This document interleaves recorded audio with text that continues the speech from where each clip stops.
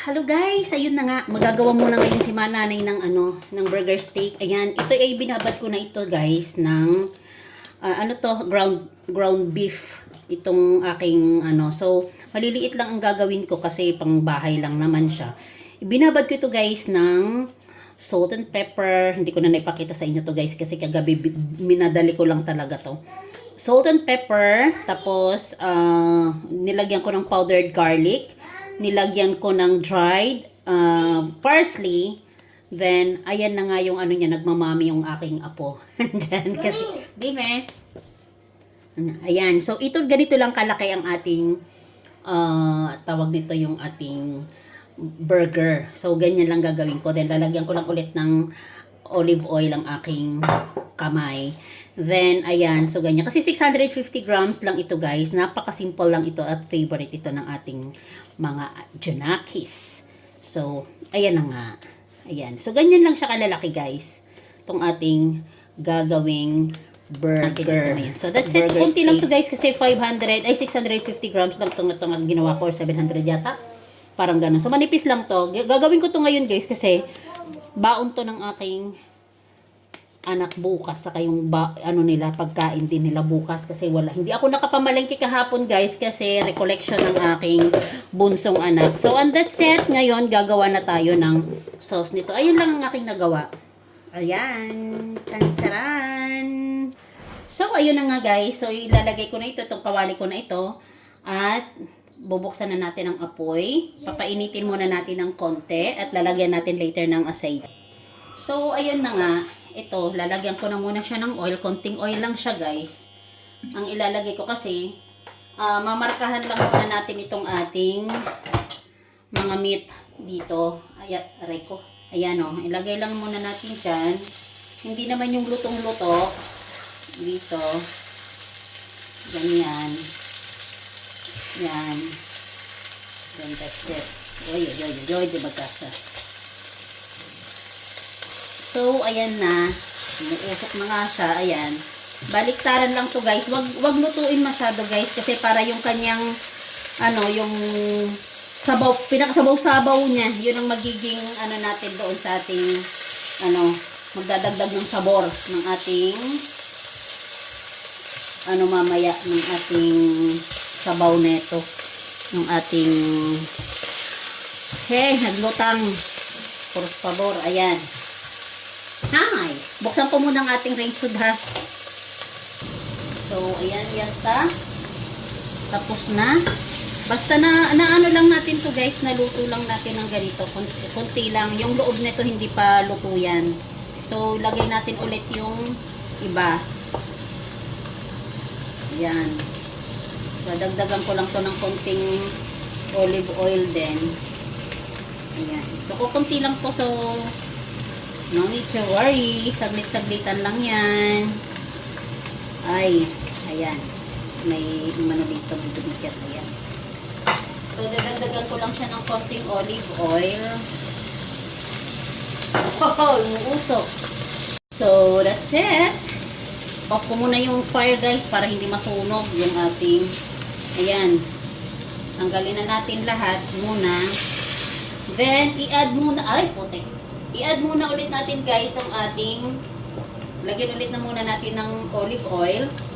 Then, ilagay muna natin guys itong ating mushroom. Marami akong mushroom. Kasi favorite to ng anak ko. Dahil bakit? Nag-mushroom hunting kami niyan guys pag oras na pag ito ang aking niluluto. Kasi kailangan maraming mushroom kasi yun ang favorite niya. Dadagdagan ko lang ulit kasi ina-absorb niya yung oil Na-absorb niya yung oil. Yun muna yung salt and pepper lang to na ilalagay ko.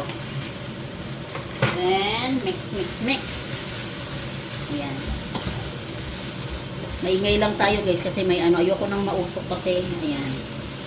Same kawali lang din tayo. Dagdag lang tayo ng oil dito guys kasi ina-absorb niya talaga yung until na siya.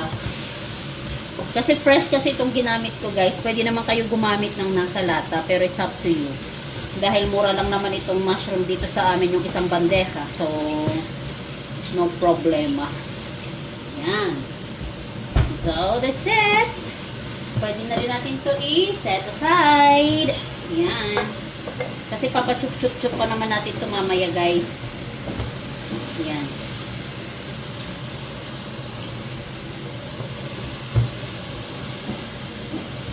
Diba?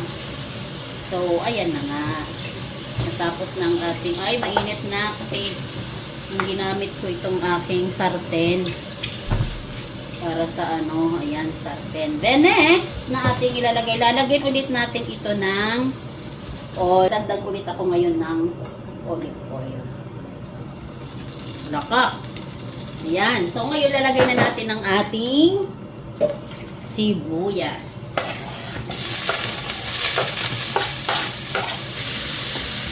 Ating sibuyas. So, next, ito ang aking gagawin. Parang ano to, mushroom crema de champiñones to. Pang ano, yun lang ilalagay ko na powder.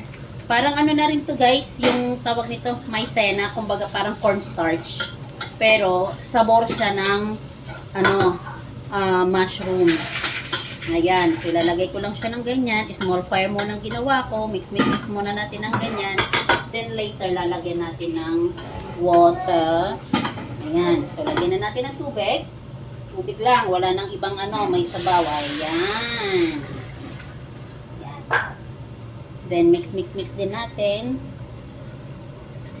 Para, ito pampalapot lang naman guys. Instead of maizena, ano to, tawag doon, yung cornstarch. Yun ang, aray putek, tumalapot. Ano, yun ang nilagay ko guys, yung ano niya. Kasi maliliit lang naman to, konti lang. Pero makisabaw kasi yung aking mga anak guys, kaya dadagdagan ko pa to. I-control mo na lang, number 6 lang tong aking water. So, yun na nga eh. Ayan na nga guys, ayan na. Paano na siya, pakulo. Ayan, kumukulo na siya. Tapos saka natin ngayon titimplahan. Ilagay natin ang pagtitimpla. Timplahan natin siya guys once mailagay na natin itong ating meat. Kasi itong ating meat, itong ating burger, meat natin dyan ay may ano na siya, templada na. Huwag kang maglalagay dyan na hindi mo pa na ilalagay ito kasi baka umalat. Ganun. So, ayan na nga guys. Simutin natin siya. Ayan. Kasi yung dugo-dugo niya, yung mga dugo-dugo pa neto, yun ang magpapadagdag sabor sa kanya dyan. So, ayan na nga. Naandyan na siya. Lulutuin na lang natin ang loob nitong ating burger steak. Then, ilagay na rin natin itong ating mushrooms. Ayan. Look.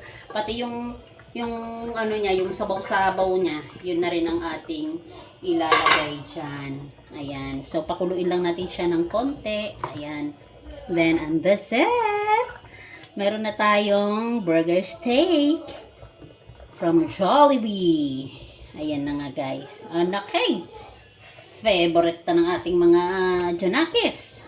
Testingan niya natin guys. Kasi hindi pa ako naglalagay ng salt. Hindi pa ako naglalagay ng pimienta. Kasi lahat ng mga yun guys, meron na akong inilagay na spices. Subukan natin kung need pa ba siyang mag-salt. I think no need na guys.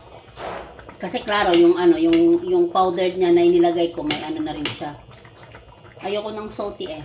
Kayo lang ha. Super sarap. Later. So, tatakpan ko muna siya guys. I-chup-chup-chup muna natin para maluto ang kanyang meat doon sa loob na. Yung sa loob na yan. Kasi diba inano lang natin, merarkahan. So, see you later. Pahinaan ko lang ang apoy guys. Kasi gusto ng mga bata maraming sabaw. So, see you later. So, that's it na guys. Let's see. Ayan. Oh la la. Oh la la la la vida. Nyam nyam nyam nyam nyam nyam nyam. Naka, papadami na naman kain itong aking apugan. Ang dami na naman kakain itong aking apugan. Ayan, hindi na kami mushroom hunting. Ang dami ng mushroom. Ang aking bunsoy. Kasi mahilig yan sa mushroom. So, that's it. Bye. Ha, ha, ha. Ha. Tingnan mo, may unggoy nandito sa ilalim. Gito ang ginagawa sa akin dito. Itong apo ko. Oo. Ganyan ito, oh. Andito. Oo. Tatago yan palagi. Ayan na. Charan! Chan chan chan chan chan chan. Ano to? Tama to? Mushroom steak. Mushroom steak to kasi mas marami ang mushrooms niya kesa sa ating meat. Ayan. Kasi itong aking bunso lagi itong ng mushroom. Laging nagma-mushroom hunting yan pag itong aming ulam. Kailangan maraming mushrooms kasi kanya lahat ang isang bandeja. Kulang pa, guys. So, that's it. Thank you for watching. Bye-bye.